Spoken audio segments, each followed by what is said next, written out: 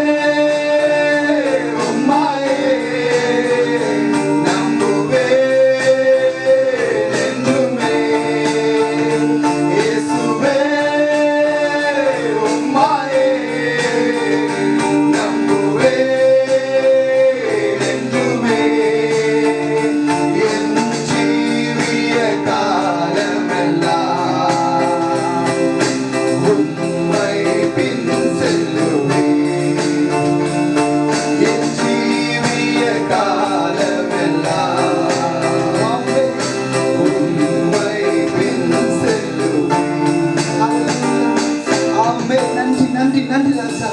அப்பா இந்த நாளிலும் சுவாமி இந்த ஆராதனையில் அப்பா தகப்பனே உம்மை நம்பி இருக்கிற எங்கள் மீது உமது கிருபைக்காக நன்றி ராஜா. இந்த ஆராதனையிலும் தகப்பனே நாம நன்றியோடு துதிக்கிறோம் ராஜா. நன்றி நன்றி நன்றி ராஜா. ஓரி கபலா ஷதரப உதிரிபி கபலா உதிரிபி கதரபா. இயேசுவே நன்றி நன்றி நன்றி நன்றி. ஹalleluya. நீங்க எந்த சூழ்நிலை இருந்தாலும் தேவனை நோக்கி பாருங்க. அவரை நீங்க நம்பி இருக்கும் பொழுது, நீங்க சூழ்நிலையை நம்பாம அவரை நம்பி இருக்கும் பொழுது தேவன் எல்லாவற்றிலும் நம்ம விடுதலையாக்க வல்லவராக இருக்கிறார். ஆமென் ராஜா. நன்றி நன்றி நன்றி தகப்பனே. ஓரி அலா ஷதரப உதிரிபி கபலரபா. ஆமென் ராஜா. நன்றி நன்றி நன்றி தகப்பனே. ஆமென். ஹalleluya. தாவீதுக்கு ஒரு காரியம் தெரிஞ்சிருக்கு. தேவனுடைய கிருபையினால தான் அவருடைய சிங்காசனம் நிலைத்திருக்கு என்று தாவீது அதை நன்றாக அறிந்திருந்தான். தேவனுடைய கிருபை அவருடைய சிங்காசனத்தை நிலைத்திருக்க செய்தது. ஹalleluya ராஜா. இந்த நாளிலும் அவரை நம்பி அவருடைய கிருபைக்கு காத்திருக்கிற உங்கள் மீது தேவனுடைய சிங்காசனம் நிலைத்திருக்கும். இன்றைக்கு நீங்க சில கவலைகளை குறித்து இருக்கலாம். ஆண்டவரே என் வாழ்க்கை இப்படி இருக்கு ராஜா. அப்பா நான் ரொம்ப நாள் கழித்து என் வேலைக்கு நான் போக போறேன். என் வேலை நினைச்சிருக்குமா?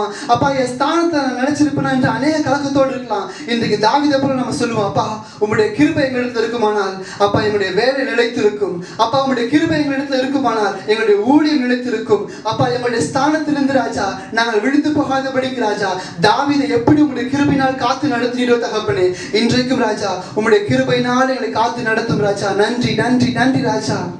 ஆமென். ஓரி அலதரபோ ஷக்கதரபா. ஆமென் ராஜா. நன்றி நன்றி தகப்பனே. ஹalleluya. ஓரி கலபோ ஷக்கதரபா. தாவீதை போல நம்ம கேட்போமா? உங்க கிருபை எனக்கு வேணும் ராஜா. ஆமென் ராஜா. நன்றி நன்றி நன்றி ராஜா. உங்க கிருபை வேண்டுமே, உங்க கிருபை போதுமே, உங்க கிருபை இல்லாம நான் ஒன்றும் இல்லையே. உங்க கிருபை வேண்டுமே, உங்க கிருபை போதுமே, உங்க கிருபை இல்லாம நான் ஒன்றும் இல்லையே. சொல்லுமா? உங்க கிருபை வேண்டுமே, உங்க கிருபை போதுமே, உங்க கிருபை இல்லாம நான் ஒன்றும் இல்லையே. உங்க கிருபை வேண்டுமே, உங்க கிருபை போதுமே, உங்க கிருபை இல்லாம நான் ஒன்றும் இல்லையே. உங்க கிருபை வேண்டுமே, உங்க கிருபை போதுமே, உங்க கிருபை இல்லாம நான் ஒன்றும் இல்லையே. கேட்போமா? கிருபை ஷெரபாய் விசமதரபாமே. உங்க கிருபை போதுமே, உங்க கிருபை இல்லாம நான் ஒன்றும் இல்லையே. இயேசுவே என்னை அழைத்தவரே, என்னை தொட்டவரே, நீர் இல்லாமல் நான் இல்லையே. என்னை அழைத்தவரே, என்னை தொட்டவரே, நீர் இல்லாமல் நான் இல்லையே. நான் வாழ்ந்தது உங்க கிருபை, நான் வளர்ந்தது உங்க கிருபை, என்னை உயர்த்தி வைத்தீரே உம் கிருபையே. ஹalleluya. நான் வாழ்ந்தது உங்க கிருபை, நான் வளர்ந்தது உங்க கிருபை, என்னை உயர்த்தி வைத்தீரே உம் கிருபையே. எல்லாத்தையும் சொல்லுமா? கிருபை வேண்டும், உங்க கிருபை வேண்டுமே, உங்க கிருபை போதுமே, உங்க கிருபை இல்லாம நான் ஒன்றும் இல்லையே. உங்க கிருபை வேண்டுமே, உங்க கிருபை போதுமே, உங்க கிருபை இல்லாம நான் ஒன்றும் இல்லையே. உங்க கிருபை வேண்டுமே, உங்க கிருபை போதுமே, உங்க கிருபை இல்லாம நான் ஒன்றும் இல்லையே. இயேசுவே. ஹalleluya. ஆமென். இன்றைக்கு தகப்பனே அப்பா இந்த காரியத்தில் எனக்கு தகுதி இல்லை என்று ராஜா இந்த அநேகருடைய வாயிலிருந்து வார்த்தைகள் புறப்பட்டுக் கொண்டிருக்கிறது. ராஜா. இந்த நாளிலும் சுவாமி இந்த ஆராதனையில் எனக்கு தகுதி இல்லை, இந்த ஆராதனை அப்பா தகப்பனே நான் இந்த பலவீனத்தோடு இருக்க நீங்க சொல்லும் பொழுதெல்லாம் தகுதி இல்லை தகுதி இல்லைன்னு நீங்க சொல்ற ஒவ்வொரு வார்த்தையும் தான் தேவனுக்குள்ளாக உங்களை தகுதி உள்ளவனாக மாற்றுகிறது. நீங்க அறிக்கை பண்ற ஒவ்வொரு வார்த்தையும் தான் உங்களை தகுதி உள்ள பிள்ளைக்காக மாற்றுகிறது. ஹல்லேலூயா. நம்முடைய தேவன் எப்படிப்பட்டவர் என்றால் அவர் தகுதி இல்லாதவர்களை தான் உயர்த்தி வைக்கிறார். ஹல்லேலூயா. ஷகரபா கதரபா. அவர் தகுதி இல்லாத எல்லாரையும் அனைத்து உயர்த்தி வைக்கிறார். நன்றி நன்றி நன்றி ராஜா. ஏஷாலா திருபி கதரபா. ஆமென். நான் என்று சொல்ல எனக்கொன்று இல்லை, தரமான சொல்ல என்னிடம் எதுவும் இல்லை. நான் என்று சொல்ல எனக்கொன்று இல்லை, தரமான சொல்ல என்னிடம் எதுவும் இல்லை. தகுதியில்லா என்னை உயர்த்தினது உங்க கிருபை. தகுதியில்லா என்னை உயர்த்தினது உங்க கிருபை. உங்க கிருபை இல்லைனா நானும் இல்லை. ஹல்லேலூயா. உங்க கிருபை இல்லைனா நானும் இல்லை. சொல்லுவோம் கிருபை வேண்டும். உங்க கிருபை வேண்டுமே, உங்க கிருபை போதுமே. உங்க கிருபை இல்லாம நான் ஒன்றும் இல்லையே. உங்க கிருபை போதுமே, உங்க கிருபை இல்லாம நான் ஒன்றும் இல்லை. உங்க கிருபை வேண்டுமே, உங்க கிருபை போதுமே. உங்க கிருபை இல்லாம நான் ஒன்றும் இல்லையே. இயேசுவே. நன்றி நன்றி நன்றி நன்றி தகப்பனே. அப்பா இன்றைக்கு ராஜா தனிமையாய் அழுகிற ஒவ்வொரு மீதும் இந்த கிருபைகள் பெருகி கொண்டிருக்கிற ராஜா. ஓ ஷகதினிமி கதரபா. நம்முடைய தேவன் எப்படிப்பட்டவர் என்றால் நம்ம கதறி அழும் பொழுது மற்ற மனுஷர்கள் நம்ம பார்த்து பரியாசம் பண்ணியிருக்காங்க. நம்ம அழும் பொழுது இவன் எப்பொழுது அழுது கொண்டிருக்காங்க, இந்த பொண்ணு எப்பொழுது அழுது கொண்டிருக்கிறார்கள் என்று நம்மை பார்த்து கேலி செய்திருக்கிறார்கள். ஆனால் நாம் கதறி அழும் பொழுது தேவனுடைய கரம் மட்டும் வந்துதான் நம்ம கண்ணை தொடைத்தது. ஹல்லேலூயா. அதை விசுவாசிப்போம். நன்றி நன்றி நன்றி ஆண்டவரே. ஓ ஷகதரபா. நம்ம தனிமையில் அழும் பொழுது தேவன் நம்மை தேற்றிட வந்திருக்கிறார். ஹல்லேலூயா. நன்றி. அந்த விசுவாசத்தோடு பாடுவோமா? Thank you Jesus. தனிமையில் அழுத போது தேற்றிட யாரும் இல்லை, தள்ளாடி நான் நடந்த போது தாங்கிட யாரும் இல்லை. தனிமையில் அழுத போது தேற்றிட யாரும் இல்லை, தள்ளாடி நான் நடந்த போது தாங்கிட யாரும் இல்லை. கதறி அழுத நேரத்தில் என் கண்ணீர் தொடச்சது உங்க கிருபை. உங்க கிருபை இல்லைனா நானும் இல்லை. உங்க கிருபை இல்லைனா நானும் இல்லை. உங்க கிருபை வேண்டுமே, உங்க கிருபை போதுமே.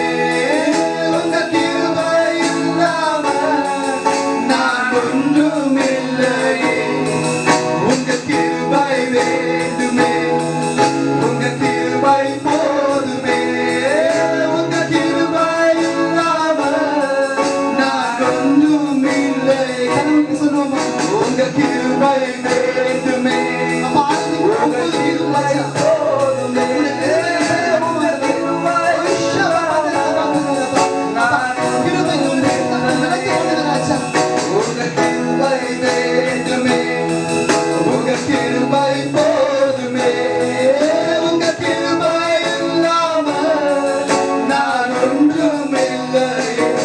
இயேசுவே. ஹல்லேலூயா. தாவீதுக்கு ஒரு காரியம் நன்றாக தெரிந்திருந்தது ராஜா. அப்பா உங்க கிருபையில நான் இந்த உலகத்தை எங்களால வாழ முடியாது ஆண்டவர். ஹல்லேலூயா. நன்றி ராஜா. இந்த நாளிலும் சுவாமி உங்களுடைய கிருபைகளை கொடுத்து எங்களை ஆசீர்வதிங்க ராஜா. நன்றி நன்றி நன்றி ஆண்டவரே. தேவனை மட்டுமா நீங்க ஆராதிச்சிருக்கீங்க. ஒரு காரியத்தை குறித்து நம்ம விசுவாசிப்போம். தேவனை நம்பி இருக்கிற நம்ம மீது கிருபை சூழ்ந்து கொள்ளும். கர்த்தரை நம்புவதற்குரிய கிருபை சூழ்ந்து கொள்ளும் என்ற வசனத்தின்படி நாம் விசுவாசிக்கும் பொழுது நாம் நம்புகிற காரியம் அவராலே வரும். இப்படியாய் சங்கீத வசனம் சொல்லுகிறது, என் ஆத்துமாவே என் தேவனையே நோக்கி அமர்ந்திரு, நான் நம்புகிறது அவராலே வரும் என்று. இன்றைக்கும் நாம நம்பி தேவனை ஆராதித்திருக்கிறோம், நம்பி தேவன் சமூகத்தில் அர்ப்பணித்திருக்கிறோம். நாம நம்புகிற காரியம் அவராலே வரும். எந்த ஒரு மனுஷனிடத்தில் இருந்தோ இல்லை எந்த ஒரு ஆசீர்வாதம் இடத்துல இருந்தோ இல்லை எந்த ஒரு காலத்திலிருந்து வராது. தேவனை நம்பியிருக்கும் பொழுது அவர்கிட்ட இருந்து நாம நம்புகிற காரியம் வந்து சேரும். தொடர்ந்து எங்களை ஆசீர்வதித்து வழிநடத்தும். இயேசு கிறிஸ்துவின் இன்ப நாமத்தில் ஜெபிக்கிறோம் நல்ல பிதாவே, ஆமென். ஆமென், ஹல்லேலூயா. இவ்வளவு நேரம் நீங்கள் நிச்சயமாய் நல்லா ஆராதிச்சிருப்பீங்க நான் விசுவாசிக்கிறேன். உங்கள் கண்ணீரின் பாதைகள்ல கர்த்தர் உங்களோடு கூட இருந்து உங்களை ஆசீர்வதித்திருப்பார். ஆமென், ஹல்லேலூயா. பாருங்க, நீங்கள் நம்புகிறது அவராலே வரும். உங்கள் நம்பிக்கை ஒரு நாளும் வீண் போகாது. நாம் நம்புகிறது தேவாதி தேவனை. நீங்கள் நம்பி ஆராதித்த தெய்வம் இந்த வாரம் முழுவதும் உங்களை பத்திரமாய் நடத்தி உங்களை ஆசீர்வதிப்பார். ஆமென். இப்போதும் ஒரு சங்கீதத்தை நாம் வாசிப்போம். சங்கீதம் 128 சங்கீதத்தை இப்போது நாம் வாசிப்போம். கர்த்தருக்கு பயந்து அவர் வழிகளில் நடக்கிறவன் எவனோ அவன் பாக்கியவான். உன் கைகளின் பிரயாசத்தை நீ சாப்பிடுவாய், உனக்கு பாக்கியமும் நன்மையும் உண்டாயிருக்கும். உன் மனைவி உன் வீடோரங்களில் கனித்தரும் திராட்சை கொடியைப் போல் இருப்பாள். உன் பிள்ளைகள் உன் பந்தியை சுற்றிலும் ஒலிவ மர கன்றுகளைப் போல் இருப்பார்கள். இதோ கர்த்தருக்கு பயப்படுகிற மனுஷன் இவ்விதமாய் ஆஸ்வதிக்கப்படுவான். கர்த்தர் சீயோனிலிருந்து உன்னை ஆஸ்வதிப்பார். நீ ஜீவனுள்ள நாளெல்லாம் எருசலேமின் வாழ்வை காண்பாய். நீ உன் பிள்ளைகளின் பிள்ளைகளையும் இஸ்ரவேலுக்கு உண்டாகும் சமாதானத்தையும் காண்பாய். ஆமென். ஆமென். சோ சங்கீதம் 128 முதல் வசனத்தை நான் வாசிக்கிறேன். கர்த்தருக்கு பயந்து அவர் வழி நடக்கிறவன் எவனோ அவன் பாக்கியவான். உன் கையின் பிரயாசத்தை நீ சாப்பிடுவாய் என்று வேதம் சொல்லியிருக்கிறது. வரும் நாட்களில் உங்கள் பிரயாசத்துல நீங்கள் திருப்தியா இருப்பீர்கள். கர்த்தர் உங்களை ஆசீர்வதித்து நடத்துவாராக. ஆமென். நம்ம வேத வசனத்தை நேராக நம்முடைய கவனத்தை திருப்புவோம். ஆண்டவராகிய ரட்சகர் நம்மோடு அநேக காரியங்களை இந்த நாள்ல பேச போகிறார். நிச்சயமாகவே இந்த பிரசங்கம் உங்களுக்கு பிரயோஜனமா இருக்கும். பாருங்க, இந்த பிரசங்கத்தை முழுமையா கேளுங்க. என்னென்ன சூழ்நிலையில நாம் எப்படி இருக்கிறோம் என்பதை ஆண்டவர் இந்த பிரசங்கத்து மூலமா தான் நம்ம இடத்துல வெளிப்படுத்தி கொண்டிருக்கிறார். சரிங்களா? சோ இப்பொழுதும் வேத வசனத்துக்கு நேராக நம்முடைய கவனத்தை திருப்புவோம். எபேசியர் 4 அதிகாரம் 27 வசனத்தை நாம் வாசிப்போம். எபேசியர் 4:27. பிசாசுக்கு இடம் கொடாமலும் இருங்கள். ஆமென், ஹல்லேலூயா. சோ இந்த நாளிலே கர்த்தர் நம்மோடத்துல பேசுகிறதான வார்த்தை, பிசாசுக்கு இடம் கொடாமலும் இருங்கள். ஆமென். இந்த வார்த்தை இந்த காலகட்டத்துல இது நமக்கு தேவைப்படுகிற ஒரு வார்த்தையா இருக்கிறது. பாருங்க, நாளில பாத்தீங்கன்னா உலகம் முழுவதுமே ஒரு பெரிய போராட்டத்துல இருக்கு, பெரிய பிரச்சனையில இருக்குது. நம்ம பார்த்துட்டே இருக்கோம். வைரஸ் நிமித்தமா நடக்கிற பிரச்சனைக்கு நிமித்தமா அநேக பொருளாதார காரியங்களை தட, பெரிய பெரிய காரியங்கள் பார்த்தோம்னா எதுவுமே நமக்கு புரியுற மாதிரியே இல்லை. இது உலகம் அனைத்துமே ஒரு பெரிய போராட்டத்துல இருக்கிறதுனால எல்லாருக்கும் ஒரு குழப்பம் வருகிறது. இது பிசாசானவன் என்ன பண்ணுகிறான், உலகத்தையே தன் கண்ட்ரோல்ல கொண்டு வரணும் அப்படின்றதுக்காக சில விதமான குழப்பங்களை உண்டு பண்ணுகிறான். இன்னைக்கு ஆனா ஆண்டவர் நம்ம இடத்துல என்ன காரியம் பேச விரும்புகிறார் என்றால், நம்முடைய வாழ்க்கையில பிசாசின் தாக்குதல் ஏதாவது இருக்கா, அது குறித்து தான் இன்றைக்கு நாம் பார்க்க போகிறோம். பாருங்க, நம்முடைய வாழ்க்கையிலும் பிசாசானவன் எப்படி பண்ணுகிறான், சில விதமான தாக்குதலை நம்ம இடத்துல நமக்கே தெரியாம நம்ம இடத்துல அவன் கொண்டு வருகிறான். பார்ப்போம். ஆதியாகமம் 3 அதிகாரம் முதல் வசனத்துல பார்க்கிறோம். பிசாசானவன் எப்பேற்பட்டவன் என்று ஓப்பன்லயே சொல்லப்படுது. அவன் மகா தந்திரம் உள்ளவன் என்று சொல்லப்படுகிறது. ஹல்லேலூயா. பாருங்க, தந்திரமா நமக்கே தெரியாம நமக்குள்ள அநேக விதமான போராட்டங்களை நமக்குள்ள திணிக்கிறவனாக இருக்கிறான். வெளிப்படுத்தல் 12 அதிகாரத்துல 9 வசனத்தை சொல்கிறது. வாசிப்போம். 12:9. உலகம் அனைத்தையும் மோசம் போக்குகிற பிசாசு என்றும் சாத்தான் என்றும் சொல்லப்பட்ட பழைய பாம்பாகிய பெரிய வலுசர்ப்பம் தள்ளப்பட்டது. அது பூமியிலே விட தள்ளப்பட்டது. அதனோட கூட அதை சேர்ந்த தூதரும் தள்ளப்பட்டார்கள். ஆமென், ஹல்லேலூயா. பாருங்க, இந்த உலகத்துல நடக்கிற எல்லா பிரச்சனைகளுக்கும் இந்த வசனத்தை சொல்லுகிறது. உலகம் அனைத்தும் மோசம் போக்குகிறதான பிசாசானவன், பழைய வலுசர்ப்பமானவன், சாத்தான் என்று சொல்லப்பட்டவன் என்ன பண்ணுகிறான், இந்த வேளையில எல்லாரையும் ஏமாற்றுகிறவனாக கடந்து வருகிறான். அவன் தள்ளப்பட்டவன், வானத்திலிருந்து அவன் தள்ளப்பட்டவன். ஹல்லேலூயா. சோ இத குறித்து நாம் வேதத்துல பார்த்தோம் என்றால், ஏசாயால 14 அதிகாரத்துல லூசிபரை பற்றி சில காரியங்கள் சொல்லப்பட்டிருக்குது. அவன் தேவனுக்கு மேலாக தன்னை எண்ணும் பொழுது ஆண்டவர் அவனை கீழே தள்ளுகிறார். அதுதான் அந்த வசனத்துல பார்த்துக்கிறோம். அவனை பூமியில தள்ளுகிறார். அவன் தள்ளப்பட்டவன் என்ன பண்ணுகிறான் என்றா, இந்த பூமியில இறங்கி வந்து அவனுடைய காரியங்களை செய்ய வேண்டும் என்று, இந்த உலகத்துல இருக்கிற எல்லோரையும் எல்லா சூழ்நிலைகளிலும் பாவத்துல தள்ள வேண்டும் என்பதற்காக அவன் இந்த உலகத்துக்கு கடந்து வந்திருக்கிறான். ஹல்லேலூயா.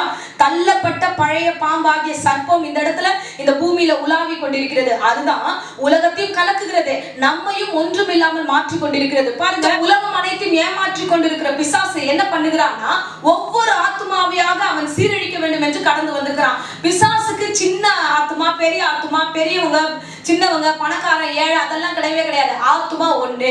இந்த உலகத்துல இருக்கிற எல்லா ஆத்துமாவையும் நரகத்துக்கு அனுப்புவதற்கு அவன் என்னெல்லாம் பண்ண முடியுமோ அதற்காக அவன் கடந்து வருகிறான். அதுதான் நாம் வாசிக்கிறோம். 1 பேதுரு 5ஆம் அதிகாரம் 8வது வசனத்துல நாம் வாசிப்போம். 1 பேதுரு 5ஆம் அதிகாரம் 8வது வசனம். தெளிந்த புத்தி உள்ளவர்களாய் இருங்கள், விழித்திருங்கள். ஏனெனில் உங்கள் எதிராளியாகிய பிசாசானவன் கர்ஜிக்கிற சிங்கம் போல் எவனை விழுங்கலாமோ என்று வகை தேடி சுற்றித் திரிகிறான்.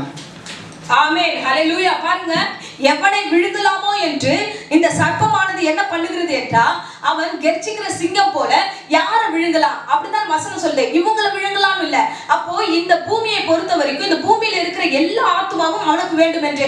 ஏன்னா அவன் கூடிய சீக்கிரத்துல இந்த உலகத்தை அழிக்க வேண்டும் என்று இவ்விதமாய் அவன் கடந்து வருகிறான். எங்கேயாவது நம்ம கொஞ்சம் மிஸ் பண்ணிட்டோம் நம்முடைய ஆவிக்குரிய வாழ்க்கை என்றால் கண்டிப்பா சான்ஸ் கிடைச்சா அவன் உள்ள வரத்துக்கு ரெடியா இருக்கிறான். அதுக்குதான் முதல் வசனத்தை வாசிச்சோம். பிசாசுக்கு இடம் கொடாமல் இருங்கள். ஹல்லேலூயா. நீங்க ஒரு கேப் விட்டுட்டீங்கன்னா நிச்சயமாய் அவன் அங்கே கடந்து வருவான். பிசாசு எப்பேற்பட்டவன்? சோதனைக்காரனாக அவன் சுற்றுகிறான். பாருங்க, இயேசு கிறிஸ்துவையே மத்தேயு 4ஆம் அதிகாரத்துல 4:1 வாசிக்கிறோம். பாருங்க, அதுல வாசிச்சோம் என்றால் இயேசுவை அவன் சோதிக்கும்படியாக அவன் கடந்து வருகிறான். ஹல்லேலூயா. சோதனைக்காரனாகிய அவன் இயேசுவை சோதிக்கிறான். இயேசுவே சோதிக்கப்பட்டாருன்னா கண்டிப்பா நாமளும் அந்த காரியத்துக்குள்ள கடந்து போக வேண்டிய சூழ்நிலை வருகிறது. ஹல்லேலூயா. ஆனால் இயேசு ஜெயித்தா நாமும் ஜெயிப்போம். ஆமென். பிசாசு அவன் எப்பேற்பட்டவனாக இருக்கட்டும், இன்னைக்கு அவனை பத்தி பெருமையா பேசுறதுல அவனுடைய தந்திரங்களை நீங்கள் புரிந்து கொள்ள வேண்டும் என்று அவன் இந்த உலகத்தை கலக்குகிறவனாக, இந்த உலகத்தை அழிக்கிறவனாக, இந்த உலகத்துல எல்லா விதத்தின் பாவத்தில இருந்து எல்லா காரியத்தையும் ஒடுக்குகிறவனாக அவன் வருகிறான். அவன் அங்கே மாத்திரம் இல்லாம நம்முடைய வீடுகளில, நம்முடைய ஆத்துமாவுக்குள்ள அவன் சீரழிக்கும்படியாக கடந்து வருகிறான். ஹல்லேலூயா. இத பத்தி தான் நம்ம பார்க்க வந்திருக்கிறோம். இப்ப பாத்தீங்கன்னா இயேசு கிறிஸ்துவுக்குள்ளாக இயேசுவின் சரீரத்தையே அவன் சோதிக்கும்படியாக அவன் அந்த சாப்பிடுற விஷயமாகட்டும், சில காரியங்களாகட்டும், இயேசுவோடு பேசும்போது சோதனைக்குள்ளாக அவன் கடந்து வருகிறான். ஆனா இயேசு கிறிஸ்து அது எல்லாவற்றையும் ஆண்டவர் ஜெயித்தார். ஹல்லேலூயா. அன்பு பிள்ளையே, இந்த பிசாசின் கிரியைகளை குறித்து பயப்படாதீங்க. பிசாசின் காரியங்களை கர்த்தர் ஜெயித்தது போல நீயும் நானும் ஜெயிப்போம். ஆமென். பாருங்க, பிசாசை ஆண்டவர் எப்படி எல்லாம் எந்தெந்த இடங்கள் எல்லாம் ஜெயித்தார் என்று வேதம் நமக்கு சொல்லுகிறதுனா, அநேக இடங்களில அவர் ஊழியம் செய்யும் போது இயேசுவானவர் கடந்து போகும்போது அநேக பிசாசுகளை அவர் துரத்தினார் என்று வேதத்துல நாம் வாசிக்கிறோம். விசேஷமாக மத்தேயு 12ஆம் அதிகாரம் 22வது வசனத்தை நாம் வாசிப்போம். அப்பொழுது பிசாசு பிடித்த குருடு ஊமையுமான ஒருவன் அவரிடத்தில் கொண்டு வரப்பட்டான். குருடு ஊமையுமானவன் பேசவும் காணவும் தக்கதாக அவனை சுஸ்தமாக்கினார். ஹல்லேலூயா. பாருங்க, ஆண்டவர் கிட்ட கொண்டு வந்தவங்க எப்படிப்பட்டவனா இருந்தாங்கன்னா, அவன் குருடும் ஊமையானவன், அதாவது கண்ணு தெரியாதவனும் ஊமையானவனும். ஹல்லேலூயா. ஆனா அந்த பிசாசு பிடிப்பதற்கு முன்பதாக அவன் எப்படி இருந்தான்? நார்மலா இருந்த ஒரு பர்சன். ஆனா பிசாசு பிடித்ததுக்கு அப்புறம் அவன் எப்படி மாறுகிறான்னா, அவனுக்கு எப்படிப்பட்ட ஒரு சூழல் இருக்குன்னா, அவனுக்கு கண்ணு தெரியல, அவன் பார்வையற்றவனாக இருக்கிறான், பேச முடியாதவனாக இருக்கிறான், அவன் ஆவிக்குரிய காரியங்கள் எல்லாம் தடம் புரண்டதாக இருக்கிறது. இப்ப அவனை கொண்டு வருகிறார்கள். அவனை கொண்டு வந்ததுக்கு அப்புறம் ஆண்டவர் அந்த பிசாசை துரத்துகிறார் என்று வேதம் சொல்கிறது. ஆண்டவர் அழகாய் வருகிறார், அவனுக்கு சொஸ்தத்தை கொடுக்கிறார். ஆமென், ஹல்லேலூயா. அன்பான தேவ ஜனமே, இந்த அருமையான பிரசங்கத்தை கேட்டுக்கொண்டிருக்கிற பிள்ளையே, நமக்கே தெரியாம பிசாசம் நமக்குள்ள கடந்து வரும்போது நம்ம என்னெல்லாம் பண்ணுகிறோம் தெரியுமா? முதலாவது கண்களை குருடாக்குகிறான், இரண்டாவது ஊமையாக்குகிறான். ஆமென். இன்னும் தெளிவா சொல்லுகிற பாருங்க, தரிசனம் காணக்கூடாதபடிக்கு உங்கள் கண்களை குருடாக்குகிறான். லாக்டவுன் பீரியட்ல எல்லாம் வீட்டுல உட்கார்ந்துட்டோம், எதையோ பார்க்க ஆரம்பிச்சிட்டோம். எதையோ பார்க்க ஆரம்பிக்க நம்முடைய தரிசனத்தின் பார்வைகள் குறைந்து கொண்டே இருக்கிறது. ஹல்லேலூயா. உங்களுக்கு தெரியாமல் பிசாசின் தாக்குதல்கள் உங்கள் வீடுகளிலும் உங்களுக்குள்ளும் தெரியாம ஆவிக்குரிய வாழ்க்கை கெடுக்கிறதாக அது கடந்து வருகிறது. அப்ப பாத்தீங்கன்னா அவன் கண்ணு என்ன பண்ணுதுன்னா குருடாக்கி வச்சிருக்கிறான். கர்த்தர் எதிர்காலத்தை குறித்து தரிசனத்தை கொடுக்கிறத குருடாக்கி வச்சிருக்கிறான். உங்களால பார்க்க முடியல. ஆனா இதே கண்கள் தான் அநேக தரிசனங்களை கண்டது, இதே கண்கள் தான் அநேக விஷயங்களை பார்த்தது, சொப்பனங்களை கண்டது. ஆனா இன்னைக்கு அந்த தரிசனங்கள் சொப்பனங்களை காணவில்லை. அடுத்த வார்த்தை பாத்தீங்கன்னா ஊமையாக்குகிறான். ஹல்லேலூயா. அன்பு பிள்ளையே, ஊமையாக்குகிறான்னா துதித்த, ஜெபித்த, உபவாசித்த இந்த வாய் இன்றைக்கு அமைதியா இருக்கிறது. துதிக்க முடியல, ஸ்தோத்திரம் பண்ண முடியல. ஏன்னா வீட்டுல உட்கார்ந்தாச்சு. வீடு தானே, நான் வீட்டுக்குள்ள சேஃபா இருக்கேன், நான் எந்த பாவம் செய்யல, நான் வெளியில எங்கேயும் போல. நீங்க எங்க போல எங்க வரலன்னு சொல்லிட்டே இருக்கீங்க. ஆனா ஜெபிக்கலன்றதையும் நீங்கள் மறந்துடக்கூடாது. துதிக்கல, ஜெபிக்கல, ஆராதிக்கல, எந்த காரணத்தை கொண்டும் எந்த சூழ்நிலையிலும் நீங்க என்ன பண்றீங்கன்னா அந்த சூழ்நிலை உங்களுக்கு சாதகமாய் மாற்றி கொண்டு ஆராதிக்காதபடி பிசாசு உங்க மனநிலைமை மாத்திட்டான். இது எதுவுமே நமக்கு தெரியாது. நம்ம என்ன நினைக்கிறோம், இல்ல நம்ம வந்து எப்படி இருக்கிறேன்னா நான் வீட்டுல சேஃபா இருக்கேன், அவ்வளவுதான். அந்த அந்த மைண்ட் செட்டோடவே இருக்கீங்க. இல்ல, பிசாசு அந்த அந்த மனுஷனை என்ன பண்ணுகிறான், குருடாய் மாற்றுகிறான், ஊமையாய் மாற்றுகிறான். வீட்டுல உட்கார்ந்து இருக்கிற அருமையான சகோதரியே சகோதரனே, உனக்கே தெரியாமல் நீ ஜபிக்க கூடாதபடிக்கு, நீ தரிசனங்களை பார்க்க கூடாதபடிக்கு பிசாசானவன் கண்களை கட்டி வைத்திருக்கிறார். அல்லேலூயா. இன்றைக்கு ஆவியானவர் உங்களோடு கூட பேசுகிறார். எழுந்து விழித்து கொண்டு பார், யோசித்து பார். ஆமா, முன்ன நான் ஜெபம் பண்ணேன், முன்ன நான் உபவாசிச்சேன், நான் முன்ன தரிசனங்களை நிறைய பார்த்தனே, இந்த 2 மாசத்துக்கு முன்னாடி ஆவிக்குரிய வாழ்க்கை வேற மாதிரி இருந்துச்சு, ஆனா இப்ப எடுத்ததுக்கெல்லாம் வேற மாதிரி இருக்கே. ஆமா என்று உனக்கு தோற்றும் என்றால் இந்த வேளையில கர்த்தர் உங்களோடு கூட பேசுகிறார். அல்லேலூயா. இந்த பிரசங்கத்தை கேட்டுக்கொண்டிருக்கிற நீங்க யாரானாலும் சரி, இந்த வேளையில உங்களுக்காக நான் ஜெபிக்கிறேன். அப்படியே கண்களை மூடி, தேவாதி தேவனே, என் பிள்ளைகளுக்காக ஜெபிக்கிறேன். வீடுகளில் ஆண்டவரே அப்பா, நல்ல துதித்த பிள்ளைகள், தரிசனங்களை பார்த்த பிள்ளைகள், இவர்களுடைய கண்களை கட்டி போட்ட பிசாசை இயேசுவின் நாமத்தினால் சபித்து கட்டுகிறேன். ஆண்டவரே, இப்போதே கண்கள் திறந்துள்வீராக. ஆண்டவரே, நல்ல ஜெபிக்கிற ஆண்டவரே அப்பா, துதிக்கிற வாயில திறந்துள்வீராக. உங்களை ஆசீர்வதி இயேசுவின் நாமத்திலே ஜெபிக்கிறேன் பிதாவே. ஆமென், ஆமென். அல்லேலூயா. பாருங்க, பிசாசு இது மாத்திரம் இல்ல, அவன் செம்ம டேலண்டா இருக்கிறவங்களை எந்த லெவல்லனாலும் மாத்தி விட்டுருவான் அப்படின்றதுக்கு சில வசனங்களை நாம் பார்ப்போம். பாருங்க, யோவான் 13ஆம் அதிகாரம் 2வது வசனம் வாசிப்போம். சீமோனின் குமாரனாகிய யூதாஸ்காரியோத் அவரை காட்டிக் கொடுக்கும்படி பிசாசானவன் அவன் இருதயத்தை தூண்டின பின்பு அவர்கள் போஜனம் பண்ணி கொண்டிருக்கையில். ஆமென், ஹல்லேலூயா. சோ யூதாஸ்காரியோத்தை குறித்து நாம் வேதத்துல வாசிக்கிறோம். 12 சீஷர்கள், அவரும் ஒரு சீஷனாக நல்ல மகிமைக்குள்ளாக அவன் கடந்து போக வேண்டியவன். அவருடைய அழைப்பு உன்னதமான அழைப்பு. அநேக சீஷர்களை போல இந்த நாள்ல உயிரோடு இருந்தா அவர் பேர்லயே அநேக ஆலயங்கள் உருவாகி இருக்க சான்சஸ் இருக்கு.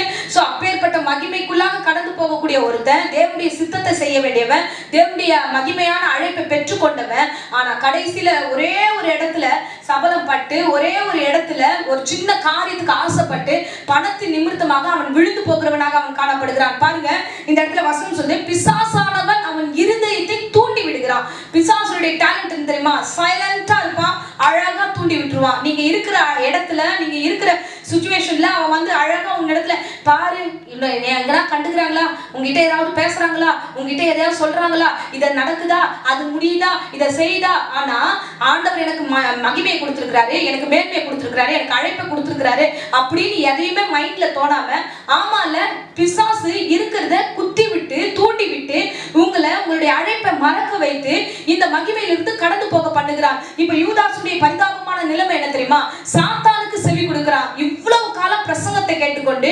தேவனுக்குள்ள ஊழியம் செய்து கொண்டு தேவனுடைய அழைப்பை பெற்றுக்கொண்டவன், எப்பவுமே உட்கார்ந்து ஆண்டவரோட சாப்பிடுறது போகிறதோ அற்புதங்களை கண்டதோ இப்பேற்பட்ட அற்புதங்களுக்குள்ள கடந்து வந்தவனா இருந்தவன் ஒரே ஒரு முறை சாத்தானுடைய சத்தத்துக்கு அவன் கீழ்ப்படுகிறான். அல்லேலூயா. அவன் தூண்டி விட்டதுமே சூழ்நிலைகள் மாறுகிறது. தற்கொலை பண்ணிக்கொண்டு நான்று கொண்டு செத்தான் என்று வேதம் சொல்லுகிறது. அன்பான பிள்ளையே, சோ தூண்டி விடுவான். இருக்கிற இடங்களில் உங்களை தூண்டி விடுவான். தேவையற்ற காரியங்களை பிசாசனம் தூண்டி விடுவான். எந்த சூழ்நிலையிலும் நமக்கே தெரியாம நம்ம கோபப்பட்டு ஆமா இல்ல அப்படின்ட்டு இருக்கிற ஆசீர்வாதத்தை நமக்கு எடுத்துக்கொள்ளாதபடிக்கு எச்சரிக்கையா இருப்போம். அல்லேலூயா. இன்னொரு இடத்துல பிசாசு குறித்து நம்ம பார்க்கிறோம். பாருங்க, அனனியா சபிராலை குறித்து நாம் வாசிக்கிறோம். அப்போஸ்தலர்ல பார்த்தோம் என்றால் அவர்களும் அப்படிதான். பிசாசானவன் அவர் இருதயத்தை பொய்யினால நிரப்புகிறான். போய் பேசு, ஊழியர்கிட்ட போய் பேசு என்று அவன் அந்த இடத்துல சொல்லி அனுப்புகிறான். போய் எவ்வளவு தைரியம் இருந்தா ஒரு ஊழியக்காரர்கிட்ட வந்து அப்படி ஒரு பொய். நாம் வாசிப்போம் அப்போஸ்தலர் 5ஆம் அதிகாரம் 1 அந்த வசனத்தை நாம் வாசித்தோம் என்றால் அதுல ஒரு சம்பவம் அழகா இருக்கிறது. இப்போ அந்த காலகட்டத்துல எல்லோரும் ஒன்றாய் இயேசு கிறிஸ்து எடுத்துக்கொள்ளப்பட்டதுக்கு அப்புறம் பேதுரு மூலமாய் சபை நடத்தப்படுகிறது. சபை நடத்தி கொண்டிருக்கிற வேளையில எல்லோரும் அவருடைய சொத்துக்கள் எல்லாம் வித்து எடுத்துக்கொண்டு அவரிடத்துல வருகிறார்கள், அவர்கிட்ட கொடுக்குறாங்க. இங்க அனனியா சபிராலும் அப்படிதான் வருகிறார்கள். வந்த மாத்திரத்துல அந்த இடத்துல அவங்களுக்கு ஒரு காரியம் உருவாகிறது. வாசிப்போம். அப்போஸ்தலர் 5ஆம் அதிகாரம் 4ஆம் வசனத்தை நாம் வாசிப்போம். அதை விற்கும் முன்னே அது உன்னுடையதா இருக்கவில்லையோ, அதை விற்ற பின்பும் அதன் கிரயம் உன் வசத்தில் இருக்கவில்லையோ, நீ உன் இருதயத்திலே இப்படிப்பட்ட எண்ணம் கொண்டது என்ன, நீ மனுஷனிடத்தில் அல்ல தேவனிடத்தில் பொய் சொன்னாய் என்றான். ஆமென், ஹல்லேலூயா. பிசாசானவன் ஒரு நல்ல தேவ பிள்ளைகளா இருந்தவருடைய இருதயத்துல நிரப்புகிறான். என்ன நிரப்புகிறான்னா, வேணா இவ்வளவு பணம் எடுத்து போய் கொடுத்தா அவங்க அவங்க என்ன பண்ணுவாங்க, வேணா அவங்களுக்கு இதை கொடுக்க வேணாம், காணிக்கை செலுத்த வேணாம், இதை பாதி எடுத்து வச்சுன்னா அவங்களுக்கு தெளிவா போகுது. ஹல்லேலூயா. ஆவியானவர் உலாவி கொண்டே இருக்கிறார். எல்லா இடங்களிலும் ஆவியானவர் பிரசன்னம் அசைவாடி கொண்டிருக்குது. அப்போ அந்த நல்ல ஒரு ஊழியர்களாக, நல்ல ஒரு பிள்ளைகளாக, விசுவாசிகளாக இருக்கிறவங்களுடைய இருதயத்துல கூட பிசாசானவன் நிரப்புகிறவனா இருக்கிறான். கடைசியில பாத்தீங்கன்னா அவங்களுக்கு மரணம் நேரி இருக்கிறது. ஹல்லேலூயா. அன்பு பிள்ளையே, இன்றைக்கு ஆண்டவர் உங்களிடத்துல பேசுகிறார். பிசாசானவன் நிரப்புகிறவனாக அவன் கடந்து வருகிறான். எப்படி தெரியுமா? உங்களுடைய சிச்சுவேஷன், அம்மா வித்து இவ்வளவு செய்யணுமா, உங்களை ஒரு நெருக்கடியில கொண்டு வருவான் பாரு. இப்ப இந்த நேரத்துல அவன் பேசுகிற சத்தத்துக்கு நீங்க செவி கொடுக்காதீங்க, ஆவியானோட சத்தத்துக்கு கேளுங்க. ஹல்லேலூயா. எப்பேற்பட்ட நெருக்கம் வந்தாலும் போய் பேசக்கூடாது, நமக்கு தேவையில்லாம இந்த காரியத்தை செய்யக்கூடாது. ஆனா இந்த காலகட்டத்துல அப்படி இல்லை. எங்க எடுத்தாலும் போய், எதுக்கு எடுத்தாலும் போய், அப்படியே ஊழியர் முன்னாடி சொல்றோமேன்ற கொஞ்சம் கூட எந்த ஒரு முகம் சுளிப்பிலே கிடையாது. எதுக்கேல டக்குன்னு ஒரு போய், ஆமா இது நடந்தது, ஆமா இது நடக்கல, ஆமா இதுதான் அப்படின்னு போய் ஈஸியா வருது. போய் பேசுகிற யாரானாலும் பரலோகத்துக்கு போக முடியாதுன்றதை மறந்துடாதீங்க. ஹல்லேலூயா. அன்பு பிள்ளையே, தேவ செய்தியை கேட்டுக்கொண்டிருக்கிறவர்களே, பரலோகம் பிரவேசிக்கிறவர்கள் பொய்யை விரும்பி அதன்படி செய்கிற யாவரும் புறம்பே இருப்பார்கள் என்று வேதம் சொல்கிறது. உங்கள் பொய் மூட்டைகளை இதோடு நிறுத்துகிறவர்களா இருங்க, இல்லைன்னா நிச்சயமாய் மரணத்தை சந்திக்க வேண்டிய ஒரு சூழலை நாம் வந்து சேர்வோம் என்று மறந்துடாதீங்க. ஹல்லேலூயா. இதே போல ஒரு தாவீதை குறித்து நாம் வாசிக்கிறோம். தாவீது என்பவர் ஆண்டவருக்கு பிரியமான பிள்ளை. அப்பேற்பட்ட பிள்ளை மகிமையின் ராஜாவாக அவன் காணப்படுகிறான். அந்த இடத்திலும் ஒரு சம்பவம் நடக்கிறது. பாருங்க, வாசிப்போம். 1 நாளாகமம் 21ஆம் அதிகாரம் முதல் வசனத்தை நாம் வாசிப்போம். சாத்தான் இஸ்ரவேலுக்கு விரோதமாய் எழுப்பி இஸ்ரவேலை தொகையிடுகிறதுக்கு தாவீதை ஏவி விட்டது. ஆமென். ஹல்லேலூயா. பாருங்க, ஆண்டவர் ஆசீர்வாதத்தை கொடுத்திருக்கிறாரு, மகிமையா நடத்தி கொண்டிருக்கிறாரு, யுத்தங்கள்ல நல்ல ஒரு வெற்றியை கொடுத்து நடத்தி கொண்டே இருக்கிறார். ஆனா சாத்தான் என்ன பண்ணா தெரியுமா? ஏவி விட்டான். ஹல்லேலூயா. வசனம் திட்டமாய் சொல்லப்படுது, ஏவி விட்டான் என்று. நீ போய் என்ன, உனக்கு எவ்வளவு ஆசீர்வாதம் இருக்கு, தேவனோட மகிமையில வச்சிருக்கிறாரு, இதெல்லாம் பாரு, ஆண்டவர் யூதகுலம் எவ்வளவு இருக்குன்னு என்ன அப்படின்னு சொல்லுகிற ஒரு சூழ்நிலையில அவன் தள்ளப்படுகிறான். நல்ல ஊழியனாக இருந்தான், தேவனுக்கு அவ்வளவு சங்கீதங்களை பாடினா, எது செய்தாலும் ஜெபிக்காம எந்த காரியத்தை செய்ய மாட்டான். ஆனா அவனையும் அந்த சூழ்நிலையில பிசாசன் விட்டு வைக்கல. அவனுடைய இடத்துல பெருமையை காண்பித்து, நீ பாரு, உன் ராஜ்யத்தை பார், உன் தொகையை பார் என்று பெருமையான கிரியைகள். கர்த்தர் சொல்லும் போது என்ன தப்பு கிடையாது, கர்த்தர் சொல்லாத போது பிசாசு சொல்லுகிற சத்தத்துக்கு கீழ்ப்படியும் போதுதான் பிரச்சனைகள் வருது. இது இன்றைக்கு பிரச்சனை என்ன தெரியுமா?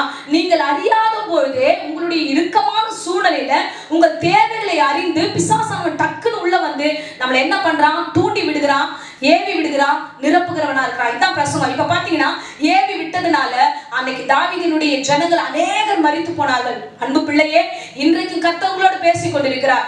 எச்சரிக்கையாக நாம ஆவிக்குரிய வாழ்க்கை நடத்த வேண்டும். நமக்குள்ள பிசாசு இல்லைன்னு நாம நினைக்கிறோம். பிசாசு நம்ம எப்பேற்பட்டவன் தெரியுமா? ஏதாவது ஒரு சூழ்நிலையில இப்பேற்பட்ட கிரியைகளை நமக்குள்ள ஏவி விட்டுட்டே இருப்பான். அவன் வெளியில தான் இருக்கிறான், நமக்குள்ள இல்ல. வெளியில இருந்து ஏவி விடுறான், வெளியில இருந்து தூண்டி விடுறான், நிரப்புகிறான். நீ பண்ணு, எதுவுமே தெரியாது ஊழியக்காரங்களுக்கு, நீ செய், எதுவும் தப்பே கிடையாது. ஹல்லேலூயா. பாத்தீங்கன்னா பணத்தின் நிமித்தமாக அலக்கழிக்கப்பட்ட யூதாசை போல, சோ இதே பணத்தின் நிமித்தமாக அழிக்கப்பட்டதான மரணத்தை தழுவினான அனனியா சபிராவை போல நீயும் நானும் இருக்கக்கூடாது. ஆமென். ஹல்லேலூயா. அன்பு பிள்ளையே, பிசாசுடைய கிரியைகள் இது மட்டும் இல்ல, இன்னும் அநேக காரியங்கள், பிசாசின் காரியங்கள் இருக்குது. தொடர்ந்து நாம் வாசிப்போம். ஏசாயா 19ஆம் அதிகாரம் 14வது வசனத்துல பார்க்கிறோம். தாறுமாறான ஆவினா அது ஒழுங்காவே நம்மளை செயல்படுத்த விடாது. தேவையில்லாத வார்த்தைகள், தாறுமாறான வார்த்தைகள், தேவையற்ற வார்த்தைகளை பேசி நம்மளுடைய ஆவிக்குரிய வாழ்க்கையை சிதறடிக்கிற ஆவிகள் நமக்கே தெரியாம சில வேலைகளில் வந்து சேர்க்கிறதா இருக்குது. பாத்தீங்கன்னா கிறிஸ்துவ பிள்ளைங்க தான், கிறிஸ்துவ வீடு தான், எல்லாமே கரெக்டா நேர்த்தியா இருக்கிற மாதிரி இருக்கும். ஆனா பார்த்தா அந்த வீடுகளை கெட்ட வார்த்தையை தவிர வேற எந்த வார்த்தையும் வெளியில வரவே வராது. ஹல்லேலூயா. அக்கம் பக்கம் கேட்கறவங்க எல்லாம் செம்ம இங்கிலீஷ் வார்த்தையா இருக்குதுன்னு சொல்ற அளவுக்கு அந்த வார்த்தைகள் தாறுமாறா ஆவிக்குரிய வாழ்க்கையை மாற்றி போடுகிறதா இருக்குது. ஹல்லேலூயா. அது மாத்திரம் இல்லாம அசுத்த ஆவி ஒன்று இருக்கிறது. பாருங்க, ரெவலேஷன் 17ஆம் அதிகாரம் 4வது வசனத்துல நாம் வாசிக்கிறோம். சுத்தம் இல்லாத ஆவி, இது அசுத்தமான ஆவி. இந்த ஆவி என்ன தெரியுமா? ஒழுங்கா குளிக்காது, ஒழுங்கா சாப்பிடணும்ன்றது ஒழுங்குமுறையே இருக்காது, ஒழுங்கா சுத்தமா வீட்டையும் வச்சுக்கணும், உடம்பையும் வச்சுக்கணும் தெரியவே தெரியாது. இது அசுத்தாவி. இந்த அசுத்தாவிக்கு எப்ப பார்த்தாலும் தூங்கணும், எப்ப பார்த்தாலும் ஏதோ சாப்பிட்டோம், ஏதோ போனோம், ஏதோ செஞ்சோன்ற அசுத்தாவி. இதெல்லாம் எப்படிக்கா இதெல்லாம் நீங்க சொல்றீங்க? இல்ல, இது உண்மையாகவே நமக்கே தெரியாம பிசாசு நம்மை நடத்துகிற விதங்கள். இந்த அசுத்தாவிகளை நம் வீடுகளுக்குள்ள நம்ம அனுமதிக்க கூடாது. ஹல்லேலூயா. சோ இந்த அசுத்தாவிகள், இப்பேற்பட்ட ஆவிகளை குறித்து நாம் வாசிக்கிறோம். அடுத்தது கனநித்திரை ஆவி என்று சொல்கிறது. சோ ஏசாயா 29ஆம் அதிகாரம் 10வது வசனத்துல தூங்கி வழிராவே, ஜெபிக்கும் போதும் தூங்கும், பிரசங்கம் பண்ணும் போதும் தூங்கும், இல்லைன்னா உட்கார்ந்து பைபிள் வாசிக்கலாம், பைபிளை திறக்கும் போதும் தூங்கும். இது தூக்கத்தின் ஆவி. இந்த கனநித்திரை ஆவி வரும்பொழுதும் நமக்கே இது எனக்கு உடம்பு சரியில்லை அதனால நான் தூங்குறேன், சாப்பிட்டேன் அதனால தூங்குறேன், தூங்குறேன். இல்ல, நீங்க ஜெபிக்காமே எல்லாம் நடக்குதுன்னா இது கனநித்திரையின் ஆவி என்று தெரிந்து கொள்ளுங்க. நீங்க வேத வசனத்தை வாசிக்கல, ஜெபிக்கல, ஆண்டவருக்குள்ள அந்த நாளை ஸ்பெண்ட் பண்ணல, அந்த நாள்ல தேவ பாதத்துல உட்கார்லனாலே நீங்க செய்யாம மத்தபடி எல்லாத்தையும் தூங்குறது, சாப்பிடுறது, போறதுன்னா இந்த இடத்துல ஒரு கேள்விக்குறி இருக்கிறது. இந்த ஆவி எப்பேற்பட்ட ஆவி என்று நீங்களே நிதானித்துக் கொள்ளுங்கள். அல்லேலூயா. அலக்கழிக்கிற ஆவி ஒரு இடமா உட்கார விடாது, ஒரு இடமா இருக்காது. இங்க இருந்து அங்க, அங்க இருந்து இங்க, ஒரு வீடாக மாறிட்டு, ஒரு வீட்டுல உட்கார்ந்தோமா, ஒரு வீட்டுல வாழ்ந்தோமா, குடும்பத்தை நடத்தணுமான்னு இல்ல, வீடு வீடா சுத்துறது, வீடு வீடா அலையிறது. இது அலக்கழிக்கிற ஆவி. இப்பேற்பட்ட ஆவியை குறித்தும் பார்க்கிறோம். மார்க் 1:26 பலவீனப்படுத்துகிற ஆவியும் இருக்கிறது. பாருங்க, ஆவிக்குரிய பிள்ளைகளா இருக்கிற நம்முடைய சரீரங்களை எப்படியாவது ஒரு சூழலில் கொண்டு வந்து நிறுத்துகிறது. லூக்கா 13:11 நாம் வாசிக்கிறோம். இது பலவீனப்படுத்தும். எதை பலவீனப்படுத்தும்? சரீரத்தை பலவீனப்படுத்துகிறதா இருக்கிறது. அல்லேலூயா. சரீரத்தின் வியாதிகள், தேவையற்ற பலவீனங்கள், சோர்வுகள், இப்பேற்பட்ட சூழ்நிலையில் இந்த ஆவிகள் என்ன பண்ணுனா நம்ம கட்டி போட்டுறோம். எந்த வேலையும் செய்ய விடாதபடிக்கு நம்ம இந்த வேலையை செய்ய போலாம் அப்படின்னு நம்ம நினைக்கும் போது நம்ம கட்டி போடும். ஏன்? இந்த பிரசங்கத்தை பண்ணுவதற்கு முன்பதாகவே அநேக பலவீனத்தினால நிமித்தமாக இந்த பிரசங்கத்தை கொடுக்க கூடாதபடிக்கு பிசாசு அநேக தடைகளை கொடுத்தது. நாங்க கட்டி ஜெபித்துதான் இந்த பிரசங்கத்தை நான் கொடுத்து கொண்டிருக்கிறேன். ஏன்னா பிசாசுடைய கிரியைகள் எல்லாம் எப்படின்னா நம்மளை வாழ வைக்க கூடாது, நம்மளை அழிக்க வேண்டும், நம்மளை எப்படியாவது நிர்மூலமாக்க வேண்டும், எப்படியாவது அசுத்தத்துல நடத்த வேண்டும், எப்படியாவது தூங்கி வழிய வைக்க வேண்டும், எப்படியாவது நம்ம பாவத்துல விழ வேண்டும் என்று அவன் எண்ணம் கொண்டபடினால இப்பேற்பட்ட ஆவிகள் எல்லாம் கடந்து வருகிறது. அல்லேலூயா. ஹல்லேலூயா. சோ இது எதை குறித்தும் பயப்படாதீர்கள். ஒருவேளை அப்பேற்பட்ட சிச்சுவேஷனை நாம் கடந்து போகிறோம் என்றால் அதை ஜெயிக்க கர்த்தர் நமக்கு சில வழிமுறைகளை வைத்திருக்கிறார் வேதாகமத்துல. ஹல்லேலூயா. ஆண்டவர் தேவ பிள்ளைகளுக்கு என்று ஒரு அதிகாரத்தை கொடுத்திருக்கிறார். வாசிப்போம். மத்தேயு 10:8 நாம் வாசிக்கிறோம். இயேசு கிறிஸ்து தம் சீஷரிடத்துல சொல்லுகிறதான வார்த்தை வாசிங்கள். வியாதி உள்ளவர்களை சுத்தமாக்குங்கள், குஷ்டரோகிகளை சுத்தம் பண்ணுங்கள், மரித்தோரை எழுப்புங்கள், பிசாசுகளை துரத்துங்கள், இலவசமாய் பெற்றீர்கள், இலவசமாய் கொடுங்கள். ஆமென். ஹல்லேலூயா. பிசாசுகளை துரத்துங்கள் என்ற அதிகாரத்தை கர்த்தர் உங்கள் கையிலும் என் கையிலும் கொடுத்திருக்கிறார். ஹல்லேலூயா. வீடுகளில் எழுந்த உடனே ஜெபிக்கிறவர்களா இருக்கணும். ஆண்டவரே, எந்த வியாதியோ, எந்த பலவீனமோ, எந்த பிசாசின் கிரியைகளோ எங்கள் வீட்டை அணுகாதபடிக்கு நாங்கள் துரத்துகிறோம் என்று இந்த வேளையில் நாம அதை கிளைம் பண்ணி ஜோம் பண்ணி நம்ம நிக்கிற பிள்ளைகளா இருக்க வேண்டும். நான் அநேக சபையார்களுக்கு சொல்வதா, வாரத்துக்கு ஒரு முறை உபவாசித்து ஜோம் பண்ணுங்க என்று சொல்லியிருக்கிறேன். அதை குறித்து வேதத்திலே நமக்கு சொல்லப்படுகிறது. மத்தேயு 17:21 கர்த்தர் சொல்லியிருக்கிறார், ஜபத்தினாலும் உபவாசத்தினாலும் அன்றி விதமான பிசாசு கடந்து போகாது என்று. பாருங்க, வாரத்துக்கு ஒரு முறை வெள்ளிக்கிழமையோ ஆகட்டும், அது ஏதோ ஒரு நாள் ஆகட்டும், நீங்கள் ஒரு நாளை தெரிந்து கொள்ளுங்க. உங்கள் வீட்டையும் உங்கள் சரீரங்களையும் கட்டி எழுப்ப வேண்டியது உங்களுடைய கடமையா இருக்கிறது.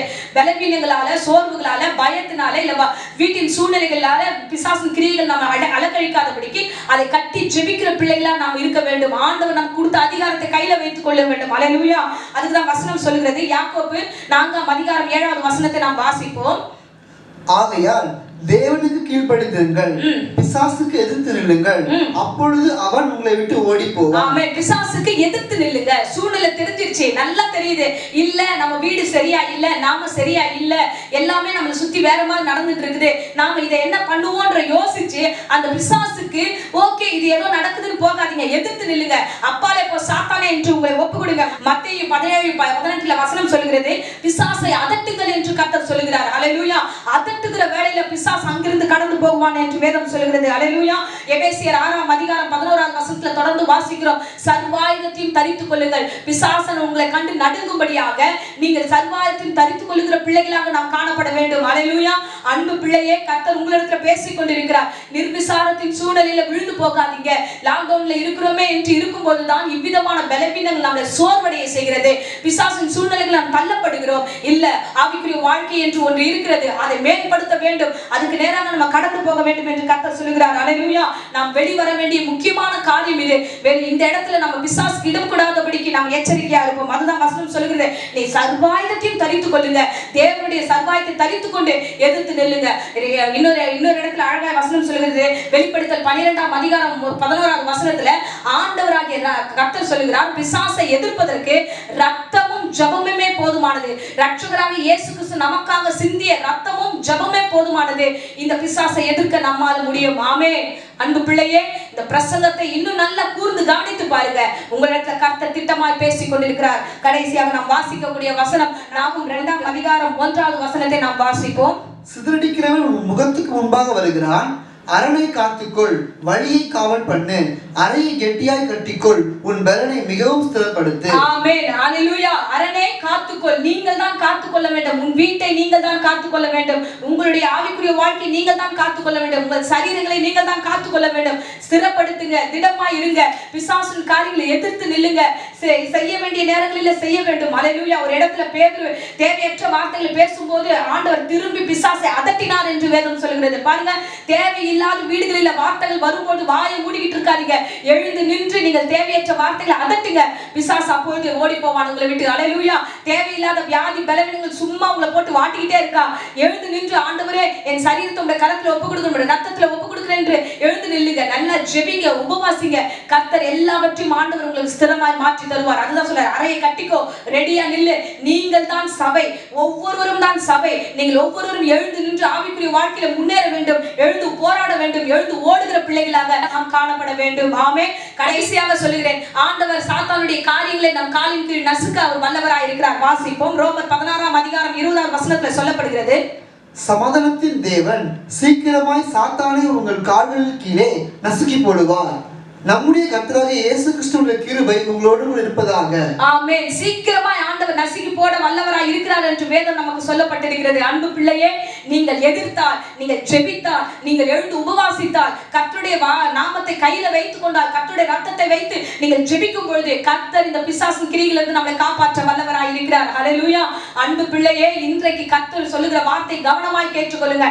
சோ இந்த வேளையிலும் ஆவியானவர் உங்களோடு கூட பேசியிருப்பார் என்று நான் விசுவாசிக்கிறேன். அப்படியே இருந்த இடத்துல கண்களை மூடி நாம் ஜெபிப்போம். உங்களுக்காக நான் ஜெபிக்கிறேன். பாருங்க, ஆண்டவர் பேசுற ஒவ்வொரு வார்த்தைகளும் நான் மறுபடியும் சொல்லுகிறேன், கவனமாய் கேட்டுக்கொள்ளுங்க.